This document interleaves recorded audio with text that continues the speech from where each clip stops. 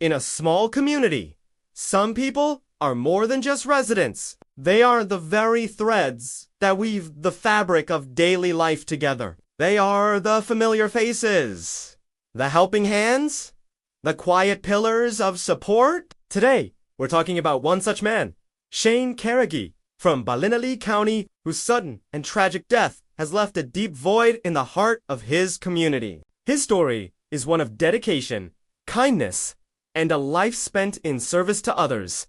A life that was tragically cut short in a workplace accident on a Thursday morning, November 27th. What began as a regular day for 45-year-old Shane Carrigy ended in tragedy. At around 11:50 a.m., while working on a bus at the family business, Carrigy Coaches, an accident occurred. Shane became trapped under the vehicle he was repairing. The very buses that were a symbol of his family's livelihood and his connection to the community became the scene of a devastating incident. The news spread quickly through the tight-knit town of Ballinalee, sending shockwaves of grief and disbelief. The Health and Safety Authority, or HSA, immediately confirmed they were aware of the fatal incident and launched a full investigation. As is standard procedure, they couldn't provide further details while the investigation is ongoing. But for the people of Ballinalee, the how and why were secondary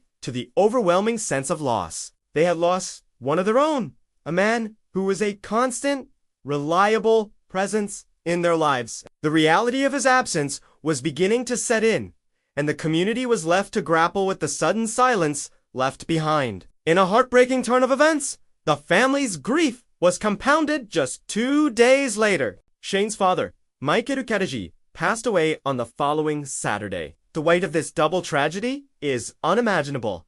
A family forced to mourn a son and a father within days of each other. Our deepest sympathies go out to the entire Carrigy family during this incredibly difficult time. The community, already reeling from Shane's death, now wrapped its arms even tighter around the grieving family, offering whatever comfort they could in the face of such profound sorrow. Shane's funeral was a testament to the life he lived and the man he was. The Holy Trinity Church in Ballinalee was packed with people from all walks of life, all there to pay their respects. It was a clear reflection of the countless lives he had touched. During the service, gifts were brought to the altar that symbolized his passions, his love for music, and his deep involvement in local sports.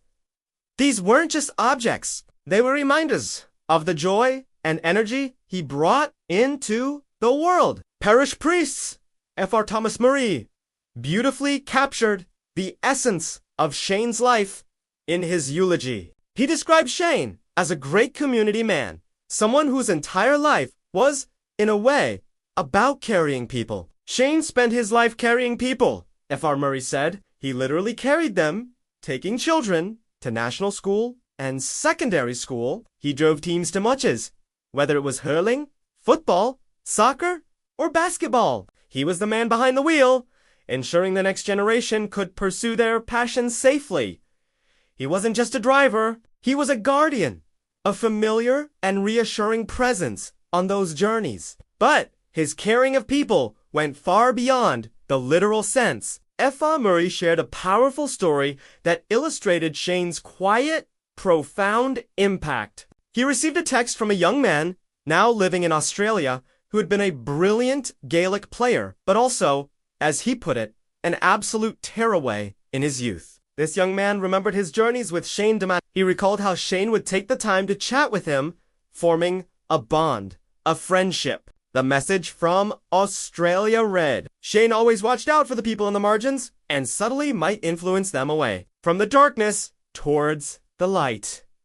This single sentence speaks volumes. It paints a picture of a man who saw beyond the surface, who noticed those who might be struggling, and who, without any fanfare or need for recognition, offered a quiet word of encouragement, a moment of connection that could gently steer a young life in a better direction. How many other lives did he subtly influence? How many other people did he guide towards the light without ever seeking credit? These are the quiet acts of kindness that truly build a community. Shane Carrigy's legacy is one of unwavering service and quiet compassion. He was the dependable bus driver, the sports enthusiast, the friend to the kid on the margins. He was a man who spent his life making sure others got where they needed to go, both literally and figuratively. His actions demonstrated a deep-seated care for his community and the people within it. In a world that often rushes past,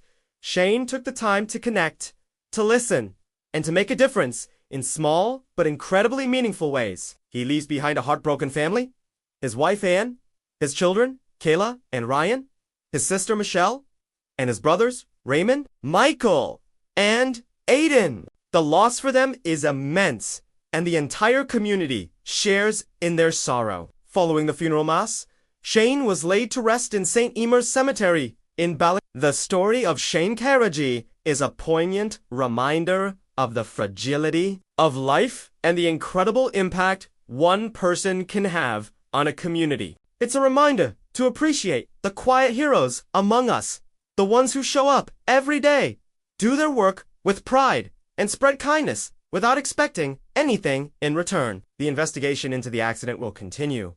But for the people of Ballinalee, the focus remains on remembering a husband, a father, a brother, a friend, and a true community man who will be profoundly missed. His life, though cut short, was one of immense purpose and value, measured in the countless journeys he facilitated and the lives he gently guided. Thank you for joining us to honor the memory of Shane Carrigy. If you have stories about people who have made a difference in your own community, we'd love to hear them in the comments below. Take care, and we'll see you in the next video.